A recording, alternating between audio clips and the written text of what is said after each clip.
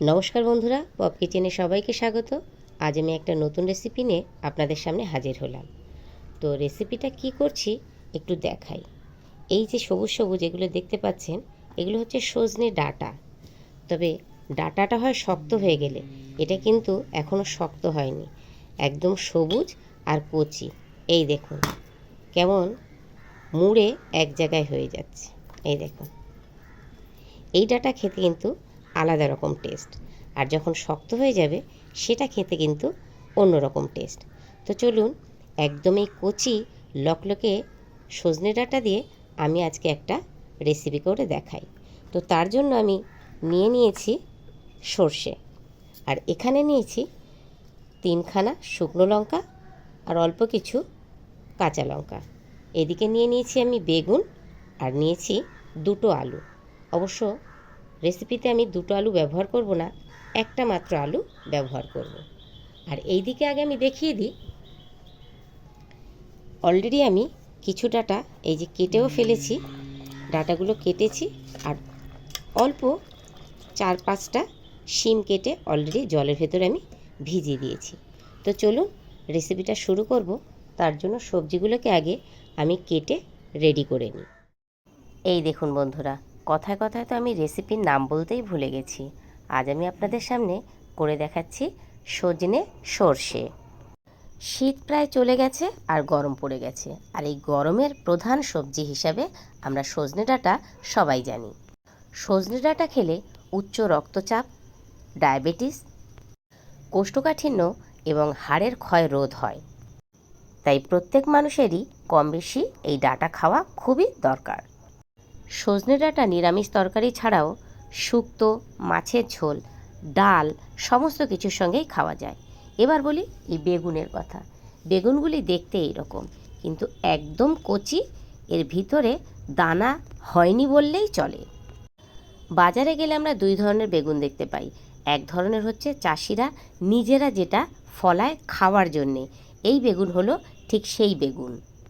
চলুন এবার দেখিয়ে দিই। আমি সমস্ত সবজিগুলো কেটে ধুয়ে পরিষ্কার করে নিয়েছি, এবার রান্নার জন্য রেডি। এই দেখুন, সজনে ডাঁটাগুলো এমনই নরম, আমি খোসা ফেলার চেষ্টা করেছিলাম, কিন্তু একটুও এর কোনো জায়গা থেকে ছাল ওঠেইনি। তো আমি খোসা সমেতই প্রতিটা ডাঁটা টুকরো করে নিয়েছি। এখানে একটা কথা না বললেই নয়, সজনে ডাঁটা চেবালে যেমন দাঁতের গোড়া মজবুত হয়, তেমন দাঁতও পরিষ্কার হয়। এইবার আমি মশলাগুলোকে পেস্ট করে নেব। তার জন্য একটা মিক্সিং জার নিয়ে নিয়েছি। এই জারে সমস্তগুলো একসাথে দিয়ে হালকা করে পেস্ট করে নেব। এরই মধ্যে আমি দিয়ে দিচ্ছি ছোট ছোট 3 টুকরো আদা, আর এটাকে দিয়ে একেবারে পেস্ট করে নিলাম। এই দেখুন, ঠিক এই রকম, না বেশি পাতলা না বেশি ঘন। চলুন এবার ওভেন ধরিয়ে তাতে কড়াই বসিয়ে দিই। কড়াই আমি বসিয়ে দিয়েছি এবং তাতে আমি দিয়ে দিচ্ছি সর্ষের তেল। তেলটাও কিন্তু বন্ধুরা আপনারা পরিমাণ মতন দেবেন, তার কারণ যতটা সবজি দেবেন সেই সবজিটা যেন সুন্দর করে ভাজা হয়, ঠিক ততটা পরিমাণে তেলের এখানে প্রয়োজন হবে। তেল গরম হওয়ার সাথে সাথেই আমি এতে দিয়ে দিয়েছি 5 ফোড়ন, আর একটা শুকনো লঙ্কাকে মাঝখান থেকে কেটে দিয়ে দিয়েছি। এগুলো ফুটে যাওয়ার সাথে সাথে আগে টুকরো করে রাখা আলুগুলোকে এর ভিতরে দিয়ে দিলাম, এবং বারবার করে নেড়ে নেড়ে আলুগুলোকে হালকা ফ্রাই করে নিলাম। যখনই দেখা যাবে আলুটা হালকা দাগ হয়ে এসেছে, তখনই আমি এর ভেতরে দিয়ে দিলাম শিম। যেহেতু শিম আর আলুটা একটু শক্ত আছে, তাই এগুলোকে প্রথমে দিয়ে ভেজে নিচ্ছি। শিমটাকেও হালকা হাতে নাড়াচাড়া করে ভাজা ভাজা করে নিলাম। এইবার আমি এক এক করে এর মধ্যে দিয়ে দেব কেটে রাখা বেগুন, আর এই বেগুন দিয়ে নাড়াচাড়া করে এর ভেতরে আমি দিয়ে দেব কেটে রাখা সজনে ডাঁটা। আর সজনে ডাঁটা দেওয়ার সাথে সাথে ভালো করে সবজিগুলো নাড়াচাড়া করে ভেজে নেব। আজকাল সজনে ডাঁটা কিন্তু বাড়ির বাচ্চারাও খেতে ভীষণ পছন্দ করে। ছোট বড় সবাই এই ডাঁটা করলে সবাই খেতে চায়। আমার বাড়িতে যখন আমার ছেলে মেয়ে ছোট ছিল, তখন সবজিগুলো কিন্তু ওরা খেতে চাইতো না, শুধু বেছে বেছে ডাঁটা চাইতো, আর এই ডাঁটাই খেতে দিতাম। এই দেখুন বন্ধুরা, কথা বলতে বলতে আমি এর মধ্যে দিয়ে দিলাম স্বাদ মতো লবণ আর পরিমাণ মতন হলুদ। সঙ্গে সঙ্গে নাড়াচাড়া করে আমি এটাকে ঢাকা দিয়ে দিলাম। এবার ঢাকাটা খুলে দেখলাম যে খানিকটা সবজিগুলো মজে এসেছে। এইভাবে বারবার নাড়াচাড়া করে আমি ঢাকা দেব এবং ঢাকা খুলে আবার নাড়াচাড়া করে ঢাকা দেব, যাতে সবজিগুলো একদম সুসিদ্ধ হয়ে যায়। এই দেখুন, সমস্ত সবজিগুলো ভাজা ভাজাও হয়ে গেছে এবং সুসিদ্ধ হয়ে গেছে। খুন্তির সাহায্যে আমি আলুগুলো কেটে দেখলাম যে একদম নরম হয়ে গেছে, গলে যাওয়ার মতো। এই রকম পর্যায়ে আমি মিক্সিং বলে যে মশলাটাকে বেটে রেখেছিলাম সেটাকে এর ভিতরে দিয়ে দেব। মশলা দেওয়ার সাথে সাথে সবজিগুলোর সাথে নাড়াচাড়া করে মশলাটাকে আমি মিশিয়ে দেব। আর এই মিক্সিং বলেই খানিকটা জল দিয়ে বাটিটাকে ধুয়ে সেই জলটাকে এই সবজির সঙ্গে আমি মিক্সড করে দেব। তবে জলের পরিমাণটা কিন্তু আপনারা বুঝে দেবেন।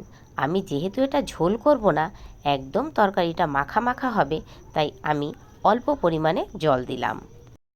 যেহেতু তরকারিটা মাখা মাখা হবে, তাই আমি এতে বেশি জল দেব না। তরকারিটা ফুট আসলে তার মধ্যে আমি দিয়ে দেব খানিকটা চিনি। নিরামিষ যে কোনো তরকারিতে একটু চিনি না দিলেই একদম ভালো লাগে না। একটুখানি চিনি দিলে তরকারির স্বাদ অসাধারণ হয় এবং সেটি খেতেও খুব সুন্দর লাগে। নাড়াচাড়া করে এবার আমি আবার ঢাকা দিয়ে দেব। মিনিট 5 পরে ঢাকনাটা খুলে তরকারিটাকে একটু নাড়াচাড়া করে দেব। এই দেখুন বন্ধুরা, তরকারির জল কিন্তু প্রায় টেনে গেছে। বেশি শুকনো করব না। এই রকম অবস্থায় আমি একটু নাড়াচাড়া করে তরকারিটাকে নামিয়ে নেব। তার কারণ তরকারি যখনই ঠান্ডা হয়ে যাবে, এই ঝোলটা টেনে একদম মাখা মাখা হয়ে যাবে। যে সকল বন্ধুরা নিয়মিত আমার ভিডিও দেখেন তাদেরকে অসংখ্য ধন্যবাদ। আর যারা আমার চ্যানেলে নতুন, প্লিজ সাবস্ক্রাইব করে আমার পাশে থাকবেন। এই দেখুন বন্ধুরা, বলতে বলতে আমার রান্না কিন্তু কমপ্লিট হয়ে গেছে। রান্নাটা কেমন লাগলো অবশ্যই কমেন্ট করে জানাবেন। এখন বাজারে গেলেই সজনে ডাঁটা পাবেন। এইভাবে একবার রেসিপিটা তৈরি করে খান, সবার সত্যি খুব সুন্দর লাগবে। আমি তো প্রায় দিনই এইরকম রান্না করে খাই। আপনারা চাইলে এর ভেতরে বড়িও দিতে পারেন। আমি যেহেতু বড়ি খাই না, তাই যে কোনো নিরামিষ তরকারিতে আমি বড়িটা কম ব্যবহার করি। এইভাবে সজনে ডাঁটার তরকারি করলে সেটা ভাতের সঙ্গেও খাওয়া যায়, আবার রুটির সঙ্গেও খাওয়া যায়। রেসিপিটা ভালো লাগলে প্লিজ লাইক, শেয়ার, সাবস্ক্রাইব করে আমার পাশে থাকবেন। পাশে থাকা বেল বাটনটা ট্যাপ করে অল নোটিফিকেশান করে রাখলে আমি যে কোনো রেসিপি ছাড়ার সাথে সাথে সবার আগে সেটি আপনাদের সামনে পৌঁছে যাবে। তো বন্ধুরা, আজকের মতন এই পর্যন্ত। সবাই ভালো থাকবেন, সুস্থ থাকবেন, সাবধানে থাকবেন। আবার দেখা হবে অন্য কোনো দিন অন্য কোনো নতুন রেসিপি নিয়ে। টাটা।